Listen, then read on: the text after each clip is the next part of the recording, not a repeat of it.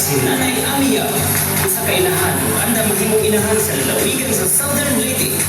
Sa kababay, galinggo, matinabang, matinudano, hinatago, buotan, tinuod pagkabana sa katawan sa atong probinsya. Mas pa kung hatagan o kabaguhan ang atong probinsya kung si Nanay Amia. Hello! Muadto na ko kay muadto kong malitbog. Kikan ko sa anahuan ang tao dito. Anak ko direct mail ang gihatag ni Coco.